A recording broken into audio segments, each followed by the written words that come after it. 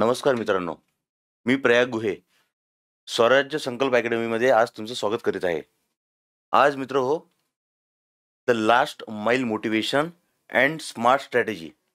Last mile motivation and smart strategy म्हणजेच परीक्षेला जाण्याच्या पूर्वी तुम्ही असे काय-काय पॉइंट्स आहे किंवा मग असे काय-काय तुम्ही म्हणू शकता की असे कोणते-कोणते गोष्टी अशा लक्षात ठेवल्या पाहिजे, जेणेकरून तुमचा हा पेपर किंवा येणारा जो एम-पी-एस-सी 2025 28 सप्टेंबरला जो पेपर येणार आहे, कदाचित अजूनपर्यंत ठरलेलं नाही आहे. अजूनपर्यंत महाराष्ट्र शासनाने निर्णय घेतलेला नाही आहे, की ही परीक्षा पोस्टपोन होणार की नाही.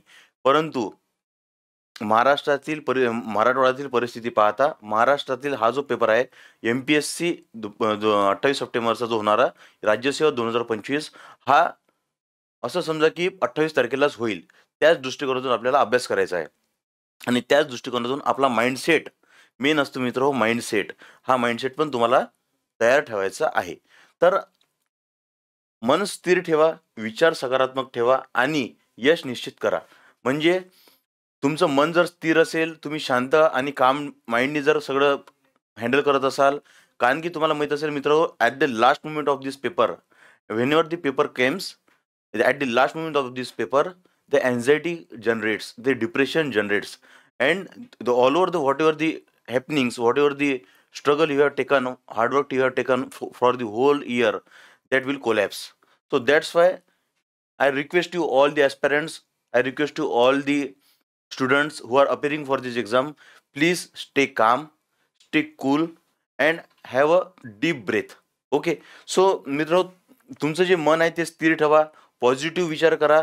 तुम्ही जो काही अभ्यास केलेला असेल त्याच्यावर 100% विश्वास ठेवा आणि त्यानंतर 100% तुम्ही या शांत आणि जेवढाही तुमच्याजवळ आज साठा असेल अभ्यासाचा, त्याच्यावर विश्वास ठेवून तुम्ही हे परीक्षा 100% क्रॅक व्हाल, म्हणजे क्रॅक व्हाल ही ईश्वर चरती प्रार्थना करतो. पण मित्र, सगळ्यात पहिलं तुम्हाला जो काळजी घ्यायची आहे ते म्हणजे काम माइंड, तुमचं शांत मन. शांत मन म्हणजे आपण कसं म्हटलं, ते शांत मन म्हणजे की जे काही नवीन टॉपिक्स, जसं केव्हा केव्हा तुम्हाला मित्राचा फोन येते की "का रे मित्र, आज तुझा अभ्यास झाला की नाही? काय सुरू आहे? कोणता टॉपिक्स तुझं सुरू आहे? लास्टमध्ये काय काय काय काय रिव्हिजन करत आहे?" तर तुम्ही त्याला विचारता की "माझं तर पॉलिटी कंप्लीट झालं, मी इलेक्शन कमिशन वाचलं, त्याच्यानंतर नॅशनल ह्युमन राईट्स कमिशन वाचलं, पंचायत राज सिस्टीम वाचलं, पण कधी यदाकदाचित माझा तो सब्जेक्ट किंवा मग माझा तो जो टॉपिक आहे तो एवढा त्याच्यावर माझी कमांड नसते." तर आपण कंपॅरिझन करायला सुरू होतो. तर त्यावेळेस काय होते, तुम्हाला एन्झायटी नावाची गोष्ट, डिप्रेशन नावाची गोष्ट सुरू व्हायला सुरुवात होते. तर त्यामुळे तुम्ही स्वतःवरचा जो विश्वास आहे, तुम्ही जेवढे काही वाचलेलं असेल, पंचायत राज सिस्टीम आज जर नसेल वाचलेलं, पण 1 महिना आधी जर वाचलेलं असेल, तर 100% त्यातील काही पॉइंट्स तुम्हाला लक्षात असतात. पण तुम्ही त्याच्यावरचा विश्वास, तुम्ही जे वाचलेलं असते त्याच्यावरचा विश्वास तुम्ही गमावून, तुम्ही जे काही वाचलाय तुम्ही ते कंप्लीटली व्हॅनिश करता डोक्यातून. तर मित्र, सगळ्यात पहिला पॉइंट असते काम माइंड, म्हणजे शांत मन. Whatever you read, whatever the topics you read before the examination, whatever the short notes you have made, that should be clearly in your mind. So at the last time of this examination, you must read only those points, those short notes which are made by you, not by the other books and not by the other institutes. मित्रो, कारण की जे तुम्ही लिहिलेले notes आहेत त्या नोट्सवरूनच हे 100% तुमच्या त्याच्यावर विश्वास आहे आणि तुम्ही लिहिलेल्या नोट्स असल्यामुळे तुम्हाला प्रत्येक पॉईंट माहीत असणार आहे की तुम्ही लिहिलेला पॉईंट कुठे आहे. तर त्यामुळे लास्टमध्ये नवीन गोष्टी काहीच वाचायच्या नाही आहे, नवीन टॉपिक्सला कोणत्याच हात लावायचा नाही आहे. त्यानंतर सोबतच मित्र, just short revision, short notes आणि सीसॅट जो येणारा जो सेकंड पेपर आहे, याच्यामध्ये सीसॅट पेपर 2, तर त्याच्या रिलेटेड जे काही फक्त फॉर्म्युलेज असतील, फक्त तेवढेच तुम्हाला लक्षात घ्यायचे आहे. आणि तुम्हाला पण माहीत असेल मित्र, सीसॅट हा पेपर एक इनबिल्ट म्हणजे इन्स्टंट जनरेशन, तुमची जे थॉट प्रोसेस असते इन्स्टंट जनरेशन म्हणू शकता किंवा मग इन्स्टंट इंटेलेक्टवर तुमचा तो पूर्ण पेपर डिपेंड असतो. आणि कॉम्प्रिहेन्शन्स वगैरे हे तर तुम्हाला कोणालाच माहीत नसते की कसे येणार. तर कॉम्प्रिहेन्शन्स आणि हे सगळे at the point of time, means जेव्हा तुम्ही पेपर सोडायला सुरू करता त्या टाईमला घेणारा जो निर्णय असतो, इन्स्टंट डिसिजन घ्यायसाठी हा पेपर बनवलेला आहे. तर त्यामुळे मित्र, सीसॅटच्या वेळेस फक्त जो काही फॉर्म्युलाज आहे त्याच्यासाठी तर सिंपल आणि काम माइंडने तुम्हाला या पेपरमध्ये अपिअर करायचं आहे. त्यानंतर नेक्स्ट पॉईंट आहे मित्रांनो, तो म्हणजे good sleep before the exam. तुम्हाला माहिती असेल की भरपूर मुलं लास्टच्या पेपरच्या 1 घंट्यापर्यंत सतत त्यांच्या जवळ बुक्स असतात आणि ते बुक्स त्यांना सर्वात जास्त कन्फ्युजन क्रिएट करण्यासाठी हेल्प करतात. कारण ते म्हणतात ना, की ना तो प्रॉपरली रिवाइज करू शकत, ना तो प्रॉपरली रिटेन करू शकत. तर आतापर्यंत तुम्ही जे काही वाचलेलं आहे, ते ऑटोमॅटिकली तुमच्या डोक्यामध्ये रिटेन झालेलं आहे आणि ते रिटेन्शन तुम्हाला आता इम्प्लिमेंट करायचे तुमच्या येणाऱ्या पेपरमध्ये. तर येणाऱ्या 24 अवर्सच्या पहिले, एक्झामच्या 24 अवर्स पहिले तुम्ही एक शांत चांगली झोप झालेली असली पाहिजे. जेणेकरून तुमचे जे न्यूरॉन्स आहे आणि तुमची जी माइंड पॉवर आहे, ते एक चांगल्या पोझिशनवर येऊन ठेकेल आणि जर तो प्रॉपर पोझिशनवर आलेला असेल, तुमचा माइंड जर सेटअप झालेला असेल, तर मित्रो तुम्हाला हा पेपर सोडवण्यासाठी काहीच अडचण जाणार नाही आणि तुम्ही एक सिंपल वेनी आणि सिंपल स्ट्रॅटेजिक वेनी तुम्ही हा पूर्ण पेपर क्लिअर करणार आहे. तर नेक्स्ट आहे मित्रो, जे नेक्स्ट मला सांगायची जो नेक्स्ट पॉईंट आहे, तो म्हणजे हेल्दी फूड. आता तुम्ही म्हणाल, सर हेल्दी फूडचं काय नातं आहे पेपरसोबत? तर तुम्हाला माहिती असेल मित्र हो, की पेपरच्या स्टार्टिंगला म्हणजे जो फर्स्ट शिफ्टचा जो पेपर असतो, ज्याचं नाव आहे जीएस पेपर, आणि नेक्स्ट असतो सीसॅट. सीसॅट पेपर हा क्वालिफाईंग पेपर आहे आणि सीसॅट पेपर जर क्लिअर होत असेल तर तुमचा जीएस पेपर क्लिअर होण्याच्या मागे काहीतरी तथ्य असते. तर तुम्हाला माहिती असेल मित्र, की जो ब्रेक असते मधातला जो ब्रेक असतो मधातला, त्या ब्रेकमध्ये बरेच काही लोक समोसा, छोले भटुरे, तेलकट अन्न पदार्थ या फूडचं जर तुम्ही इनटेक घेतलं तर तुम्हाला एक ड्राउझीनेस येतो. ड्राउझीनेस म्हणजे आळशीपणा येते आणि जो मेन पेपर आहे आणि तो बनवलाच त्याच्यासाठी आहे, की तुमचा जो माइंड आहे, तुमचा जो इंटेलेक्ट आहे, तुमची जो डिसिजन मेकिंग पॉवर आहे, ते ओळखण्यासाठीच तो पेपर ठेवलेला आहे. तर मित्र, तुम्ही जेव्हा पण एक्झामला प्रिपरेशन करायला जाल, म्हणजे एक्झामला अपिअर व्हाल, तर एक हेल्दी फूड, साधं सिंपल डाईट आणि वॉटर, प्लेंटी ऑफ वॉटर हे तुमच्या बॉडीला हायड्रेटेड ठेवते आणि प्लेंटी ऑफ वॉटरनी काय होईल, तुमचा जो ड्राउझीनेसपणा असेल आणि तुम्ही जो ऍक्टिव्ह माइंड असतो, तो ऍक्टिव्ह माइंडने तुमचा पेपर 100% एक प्रॉपर डायरेक्शननी तुम्ही त्यावेळेस जाल. त्यानंतर नेक्स्ट काय मित्र, टाइम मॅनेजमेंट.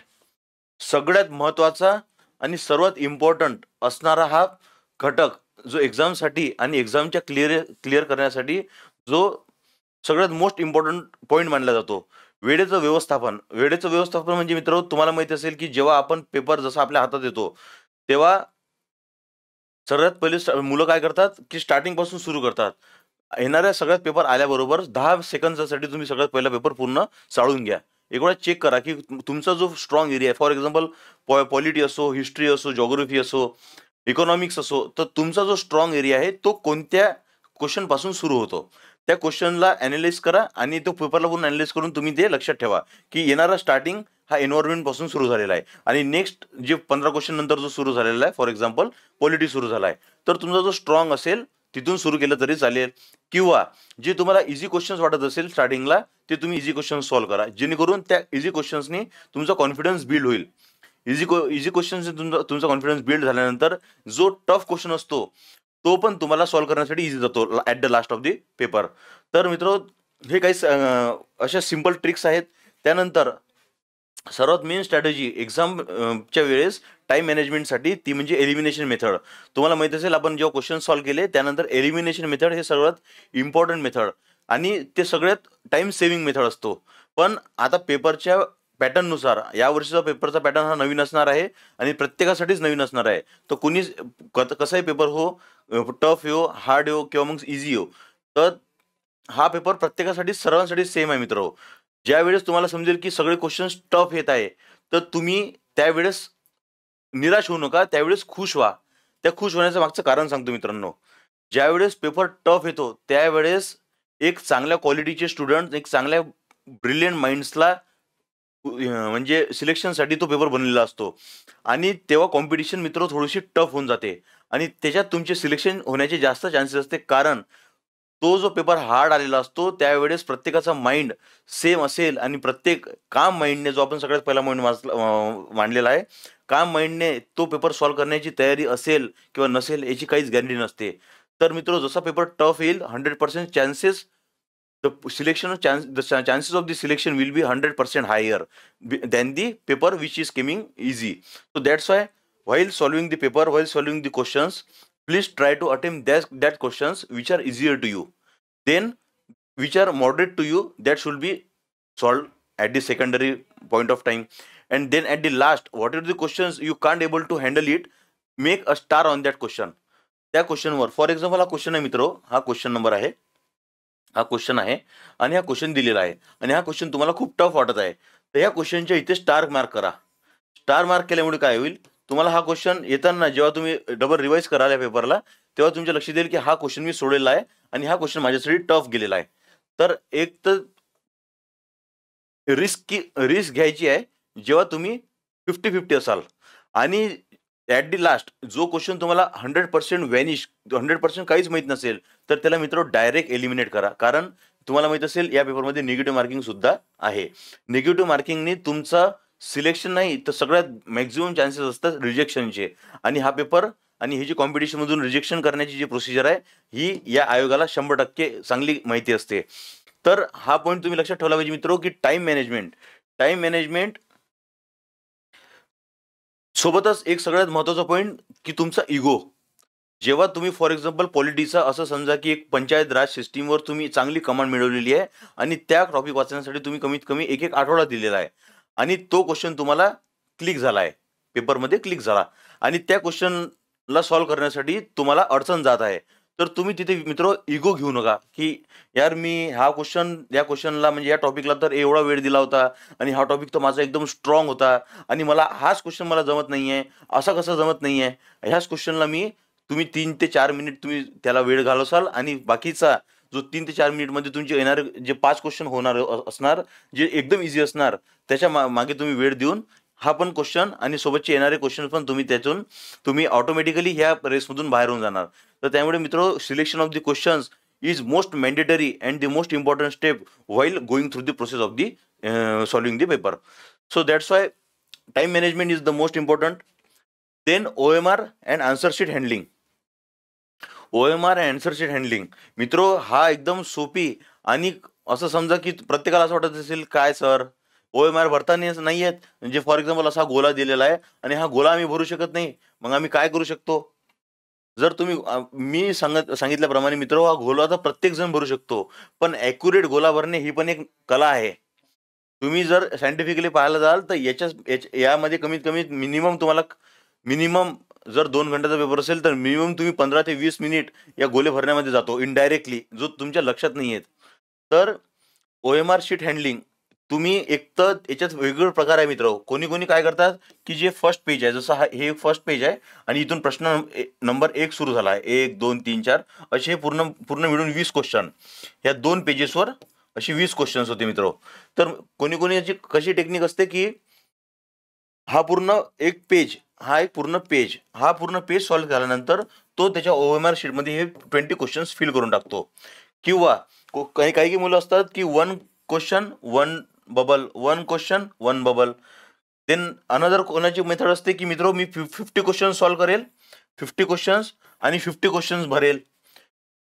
आणि कोणाकोणाची तर अशी एकदम वेगळीच टेक्निक आहे की त्याचे 100 क्वेश्चन्स कंप्लीट होतात मित्र आणि 100 क्वेश्चन्स कंप्लीट झाल्यानंतर तो रिव्हर्समध्ये जातो की मी मागून बबल्स भरणं चालू करेल. ही चूक करू नका. तुम्ही सगळ्यात सिंपल, जर फॉर एक्झाम्पल तुमचं 10 क्वेश्चन किंवा मग एका पेजवर जर तुमचे 6 क्वेश्चन असतील, 6 क्वेश्चन्स, तर हे 6 क्वेश्चन ॲट अ टाइम भरून टाका. कारण मित्रांनो, नंतर ॲट द लास्ट मोमेंटमध्ये तुमची जी प्रेशर कॅपॅसिटी ते वाढून जाते.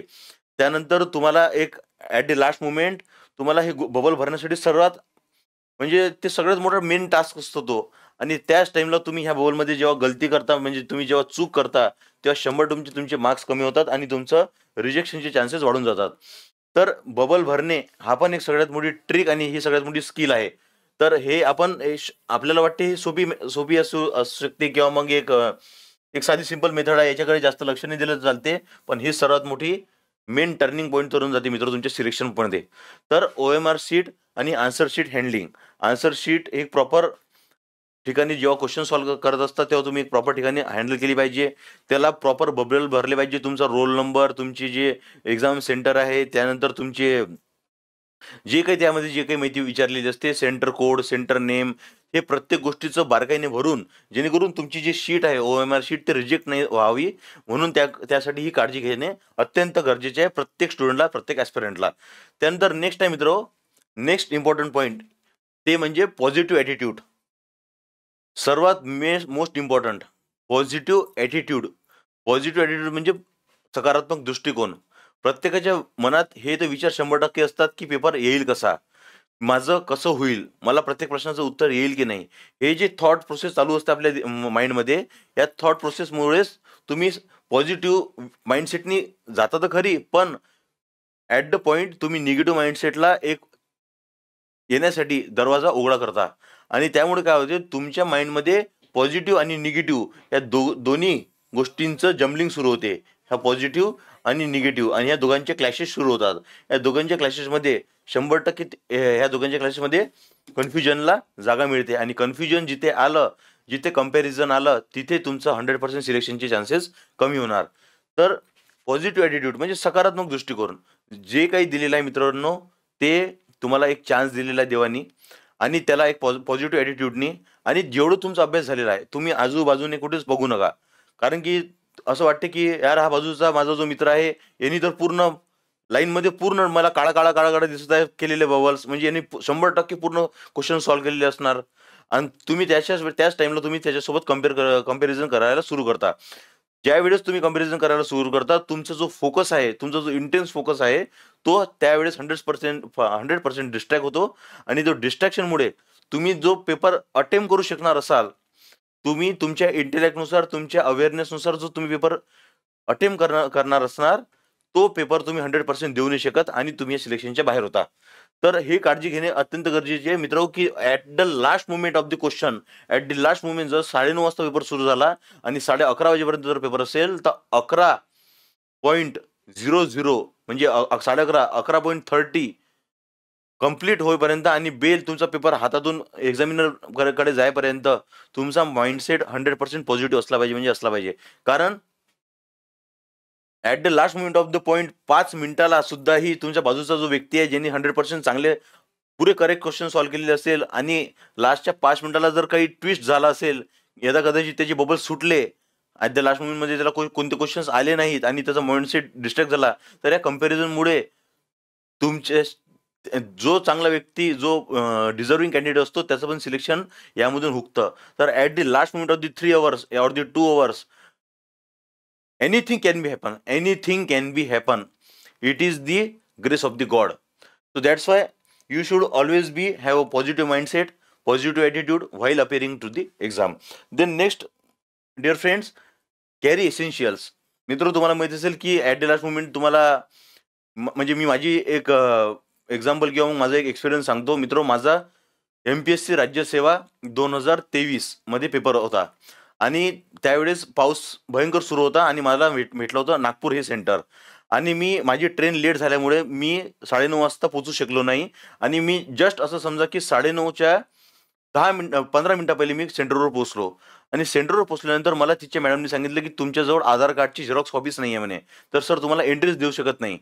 झेरॉक्स कॉपी नसल्यामुळे त्यानंतर मला अचानक देवाच्या कृपाच म्हणावे लागेल की मला एक जण तिथे मिळाला आणि त्यांनी मला झेरॉक्स कॉपी काढून आणण्यासाठी फक्त 5 मिनिटात मदत केली. आणि मित्र, मी जास्तीत जास्त लास्ट मोमेंटला त्या मॅडमला रिक्वेस्ट केली. तिचे जे हेड कमिशनच्या ज्या मॅडम असतात MPSCच्या, त्यांना रिक्वेस्ट केली की ma'am, sorry, forgive me, I can't able to bring that particular documents, so that's why please consider me. तर त्या मॅडमनी एक दया दाखवून त्यांनी मला एंट्री दिली होती आणि मी एक्झाम देऊ शकलो होतो. तर ॲट द लास्ट मोमेंट मित्र, तुमच्या ॲट द 4 नाईट म्हणजे तुम्ही रात्री झोपण्याच्या वेळेस, म्हणजे फॉर एक्झाम्पल उद्या तुमचा 28 तारखेला पेपर असेल, तर 27 तारखेला तुमचे सर्व एसेन्शियल्स, तुमचं ॲडमिट कार्ड, त्यानंतर तुमचं आधार कार्ड, त्यानंतर आधार कार्ड असेल किंवा मग जे काही तुमचे डॉक्युमेंट्स असतील ते, त्यानंतर झेरॉक्स कॉपी तुम्हाला माहिती असेल मित्र की झेरॉक्स कॉपीवर तुमचा एक बारकोड लागतो आणि 2 झेरॉक्स कॉपी प्रत्येकाच्या असू द्या. ॲडमिट कार्डच्या 2, आधार कार्डच्या 2 आणि झेरॉक्स कॉपी प्रत्येकाची 2 असू द्या. आणि हे तर ओरिजिनल पाहिजेच असते, हे ओरिजिनल. तर असे सगळे एसेन्शियल्स आणि एक water bottle which should be transparent water bottle, कारण की तुमची बॉडी हे नेहमी हायड्रेटेड असावी. तर त्यामुळे हे काही गोष्टी असतात, त्या तुम्हाला एकदम असं वाटते की हे सर सांगत आहेत, पण मित्र हे सगळ्यात मेन पॉईंट असतात जे ॲट द लास्ट मोमेंटला तुम्ही कितीही अभ्यास करा, तुमचे सगळ्यात मोठे टर्निंग पॉईंट ठरतात. तर हे admit card, Aadhaar card, xerox copies हे सगळं घेऊन चला. Pen should be with you, maximum 2 to 3 pens. आता तुम्हाला माहिती असेल की ते वेगवेगळ्या प्रकारचे पेन्स येतात, जे बोल्ड निप्सवाले. तर आणि त्याच्यामुळे असे पेन्स पण घेऊन गेले तर चालेल. आणि ब्लॅक पेन ह्या तुमच्यासोबत असले पाहिजे. तर असे सगळे एसेन्शियल्स हे सगळे तुम्ही सोबत घेऊन गेलेले असले पाहिजे, जेणेकरून तुम्हाला वेळेवर ही जम्बलिंग होतो, ज्यानंतर ज्यामुळे तुम्ही एक पॉझिटिव्ह माइंडसेटनी किंवा मग काम माइंडने तुम्ही जाऊ शकणार नाही. आणि important thing, stress management, stress control. ताण कसा कमी करायचा? सर, मी पेपरमध्ये एक्झामच्या वेळेस गेल्यानंतर सर माझे हार्टबीट्स खूप वाढतात. हार्टबीट्स वाढल्यामुळे सर मला खूप डिप्रेशन येते, ताण येतो. त्यामुळे सर मी पेपर ॲट द स्टार्ट मोमेंटला मी प्रॉपरली क्वेश्चन्स हँडल करू शकत नाही. असे वेगवेगळ्या प्रकारचे मुलांचे खूप मला म्हणजे अनुभव पाहायला मिळाले आणि एक्सपिरियन्स ऐकायला मिळाले. तर मित्र, मी तुम्हाला एकच सिंपल टेक्निक सांगतो, सिंपल टेक्निक. जसे तुम्ही एक्झाम सेंटरमध्ये अर्धा घंटा पहिले एंटर झाले आणि तुम्ही क्लासमध्ये बसले. क्लासमध्ये बसल्यानंतर जेव्हा तुम्ही पेपर यायच्या पहिले जेव्हा तुमची शीट भरून होते, म्हणजे शीट तुमची जे तुम्हाला जी OMR शीट मिळते, OMR शीटमध्ये तुमचे सगळे डिटेल्स भरून झाल्यानंतर, तुमचे रोल नंबर वगैरे सगळं झाल्यानंतर तुम्हाला मिनिमम 10 मिनिटं मिळतो. तर पेपर सुरू व्हायच्या फक्त 5 मिनिटं पहिले आणि फक्त 2 मिनिटं, किती? 2 मिनिट्स. 2 मिनिट्स तुम्हाला डीप ब्रीथ करायची आहे. डीप ब्रीथ कशी? जेव्हा तुम्ही इनहेल करता, म्हणजे जेव्हा तुम्ही श्वास घेता, तेव्हा तुमच्या मनातच तुम्हाला 7 मोजायची आहे. जसे मी असं श्वास घेत आहे, तर 1, 2, 3, 4, 5, 6, 7. आणि जेव्हा आपण एक्सेल करतो, एक्सेल म्हणजे जेव्हा आपण तो श्वास घेतलेला सोडतो, तेव्हा तुम्हाला 1 ते 7 पर्यंत सेम तशीच काउंटिंग करायची आहे. असं कमीत कमी फक्त 2 मिनिट तुम्हाला करायचे आहे आणि शांत वेळेत आणि शांत दिमाखाने तुम्हाला पेपर सॉल्व्ह करायचा आहे. मित्र, oxygen will help you to create the neurons, to create the sensitivity in your mind. That's why that helps you to control your stress, control your anxiety, control your depression, and that makes your paper 100% successful, and you makes 100% happy while solving the question. तुमचा एखादा question तुम्हाला येत जरी नसेल, तरी तुम्हाला हे जी गोष्ट आहे, ही जी कॉन्फिडन्स आहे, हे तुम्हाला तो क्वेश्चन पण सॉल्व्ह करायला मदत करेल, जो क्वेश्चन तुम्हाला येत नसेल. तर मित्रो, ही स्ट्रेस कंट्रोल करायची एक सिंपल पद्धत, ज्याला आपण ध्यान सुद्धा म्हणतो, ज्याला आपण एक श्वास म्हणजे ब्रिदिंग आणि अनब्रिदिंगची प्रोसिजर सुद्धा म्हणतो, जेणेकरून तुम्हाला एक ऑक्सिजनचा एक चांगला माइंडपर्यंत तुमचा फ्लो जातो. तर ही एक सिंपल लाईन साधी टेक्निक आहे. आणि मित्र, तुम्हाला माहित असेल की तणाव घेऊन आणि टेन्शन घेऊन काहीच होत नसते. जो कोणताही पेपर तुम्हाला येतो, जो कोणताही तुम्हाला ही अपॉर्च्युनिटी मिळत आहे, हे सगळी त्या देवाची इच्छा आणि त्याच्या इच्छेनुसार हे सगळं जे काही होत आहे, हे आज तुम्हाला जी अपॉर्च्युनिटी मिळत आहे, ही त्याच्याच कृपेने मिळत आहे. तर लास्ट पॉइंट असतो मित्रांनो, तो म्हणजे ग्रॅटिट्यूड. Thanks to God. कारण ग्रॅटिट्यूड म्हणजे मित्र, की देवाप्रती असणारं तुमचं समर्पण, तुम्ही तुमच्या मेहनतीवर केलेलं असलेलं समर्पण. आणि त्याला जो कोणी, फॉर एक्झाम्पल मित्र, जर कोणता एक्झामिनर असेल आणि त्या एक्झामिनरनी तुम्हाला एंट्री दिली असेल, जरी तुम्ही लेट झाली असेल, तर ते पण देवाचीच इच्छा असते की तुम्ही हा पेपर द्यावा. तर जसं माझ्या बाबतीत झालं होतं, की मी ॲट द लास्ट पॉईंट मी एंट्रीसाठी 100% इलिजिबल नव्हतो, कारण मी लेट झालो होतो. पण त्या मॅडमच्या प्रती मी कृतज्ञता व्यक्त केली. Thanks to ma'am, thanks to God, because she gives me the opportunity to enter in the exam, and she gives me the opportunity, so that's why I can able to sit in the exam for the first paper, that is GS1. So that's why gratitude is the most important key to enhance your character, to enhance yourself, so that you can build a good character and you can achieve the 100% success in your life. So that's why तुम्ही मित्र हो, आज successful व्हा, उद्या व्हा, परवा व्हा, पण येणाऱ्या भविष्यात तुमचं जे कॅरेक्टर आहे, तुमचं जे ग्रॅटिट्यूड आहे, तुमचा जो विश्वास आहे आणि तुमचा जो स्वतःप्रती कॉन्फिडन्स आहे, तो तुम्हाला 100% त्या तुमच्या अचिव्हेबल पॉईंटपर्यंत, तुमच्या येणाऱ्या फायनल सक्सेसपर्यंत तुम्हाला घेऊन जाण्यात 100% मदत करेल. आणि तुम्हाला माहिती असेल, ऑल इज ऑल मायटी. जे काही आहे ते सर्व देवाची देण आहे. आज तुम्ही जे काही श्वास घेण्याचा प्रयत्न करत आहे आणि तुम्ही जे काही तुम्ही आज जे काही जीवन जगत आहे, हे सगळी त्या ईश्वराचीच देण. तर gratitude towards your exam, gratitude towards your this opportunity will help you to build a well and positive character. That's why, because of that god, you are able to sit in the exam, you can able to study that much of the material, you can able to retain the whatever the stuffs you are reading now. So that's why this helps you to build your confidence also. This helps you to clear the exam also, and this helps you to crack the exam with the good rank and to serve the country in a well ethical, valuable and with a positive mindset all over the world. So that's why मित्रांनो, gratitude हे सर्वात important गोष्ट आहे. आणि paper solve करण्याच्या त्यावेळेस तुमच्या डोक्यामध्ये इंटरलिंकिंग म्हणजे जे काही तुम्ही वाचलेलं असाल त्यावेळेस एकदम शांत दिमाखाने, एक तर असा क्वेश्चन असेल की जो कोणालाच येत नाही, तो क्वेश्चन जो कोणालाच येत नाही म्हणजे 100% हा क्वेश्चन त्या एक्झामिनेशन मध्ये टर्निंग पॉईंट ठरणारा क्वेश्चन असतो. कारण जर तो क्वेश्चन येणार नसतील, कारण की तुम्हाला माहिती असेल प्रत्येक क्वेश्चन साठी आणि प्रत्येक क्वेश्चन नुसार ही कॉम्पिटिशन टर्न होत जाते. कारण तुम्हाला माहिती असेल की ज्या मोस्टली पॉलिटी हा जो सब्जेक्ट आहे हा सर्वांचा स्ट्रॉंग असतो. तर पॉलिटी तुमचा स्ट्रॉंग असायला पाहिजे आणि पॉलिटीचे क्वेश्चन्स तुम्ही एकदम शांत दिमाखाने आणि तुम्ही जे अवेअरनेसमध्ये जे समजत होत आहे. फॉर एक्झाम्पल, जस्ट उपराष्ट्रपतीचे आता इलेक्शन झालेले आहे. उपराष्ट्रपतीची इलेक्शन झाले आहे आणि महाराष्ट्राचे नवीन गव्हर्नर यांची नियुक्ती झालेली आहे. तर मित्र, याच्या रिलेटेड क्वेश्चन्स येऊ शकतात, यदा कदाचित याच्या रिलेटेड क्वेश्चन्स येऊ शकतात. आणि उपराष्ट्रपती जगदीप धनखड किंवा मग आता जे रामकृष्णन आहे, तर टी रामकृष्णन इथं यांच्या रिलेटेड जे काय आता येणारे जे नवीन उपराष्ट्रपती आहे, तर उपराष्ट्रपतीबद्दलचे जे क्वेश्चन्स आहे ते पण 100% काहीच रिपीट होऊ शकतात किंवा मग as per the syllabus point of view ते पण तुम्हाला दिसू शकतात. तर पॉलिटी हा सेक्शन असो किंवा इकॉनॉमिक्स असो, करंट अफेअर्स, फिजिक्स म्हणजे सायन्स असो, प्रत्येक क्वेश्चन्सला, प्रत्येक सेक्शन ऑफ दी टॉपिक्सला एकदम बारकाईने वाचा, शांत मनाने वाचा, एकूण एक पॉईंट नोट करा, त्याच्यानंतर तिथे अंडरलाईन करा आणि जो पॉईंट तिथे आहे म्हणजे तुम्हाला विचारलं असेल की यामधील योग्य कोणते योग्य विधान चुकीचे आहे किंवा बरोबर आहे, या सगळ्या पॉईंट्सला तुम्हाला हायलाईट करून एक प्रॉपर डिसिजन घेऊन तुम्हाला हा पेपर सॉल्व्ह करायचा आहे मित्रांनो. आणि मित्रो, ॲट द लास्ट मला सांगायची एकच इच्छा आहे की येणारं जे MPSC आहे, येणारी जी MPSCची प्री आहे, ही जर क्वालिफाय जो कोणी करत असेल, म्हणजे mostly maximum of the students, I pray God that the students who are appearing for the exam, they should 100% clear this exam. Because येणारी जे मित्र MPSCची मेन्स आहे, ही सर्वात बेस्ट एक्सपिरियन्स असणार आहे तुमच्या लाईफचा.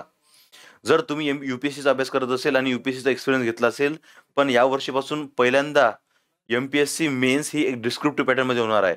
आणि आपली स्वराज्य संकल्प अकॅडमी ही प्रिलिम्स झाल्यानंतर एक असा जबरदस्त कोर्स, एक असा strategic course, administrative point of व्ह्यूनी, स्ट्रॅटेजिक पॉईंट ऑफ व्ह्यूनी प्रत्येक गोष्टीने मदत होणारा एक आन्सर रायटिंगचा एक जबरदस्त कोर्स प्रत्येक महाराष्ट्राच्या ॲस्पिरंटसाठी, जो प्रिलिम्स क्लिअर केलेला असो किंवा नसो किंवा ज्यांनी पुढच्या वर्षीसाठी प्लॅन केलेला असो, त्या सर्व मुलांसाठी हा 100% फायदेशीर होणार आहे.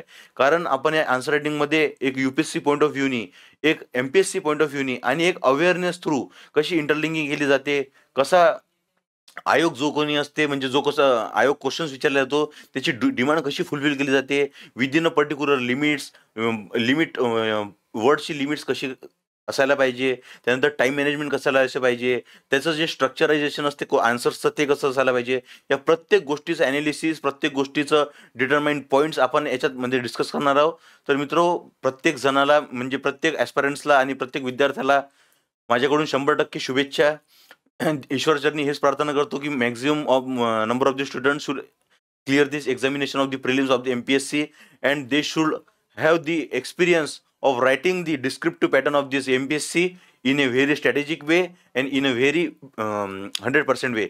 So that's why येणारी जी MPSC जी प्रिलिम्स झाल्यानंतर जी मेन्स आहे ही प्रत्येकासाठी एक चांगला टर्निंग पॉईंट ठरणार आहे. आणि त्यानंतर हा MPSCचा मेन्सचा तुमचा जो असणारा जो एक्सपिरियन्स आहे हा तुमच्या भविष्यामध्ये 100% तुम्हाला खूप हेल्प करणार आहे मित्रांनो, तुमचं कॅरेक्टर बिल्ड करण्यासाठी आणि तुम्हाला स्वतःला एक चांगलं ह्युमन बिंग बनवण्यासाठी. तो मित्र, स्वराज्य संकल्प अकॅडमी तर्फे सर्व स्पर्धा परीक्षांच्या अभ्यास करणाऱ्या मुलांना आणि सर्व ॲस्पिरंट्सला माझ्याकडून 100% आणि खूप खूप शुभेच्छा. तुमचा हा पेपर चांगला जाओ आणि तुम्ही यामध्ये 100% सक्सेसफुल हो, ही ईश्वराचरणी प्रार्थना करतो. धन्यवाद मित्र हो.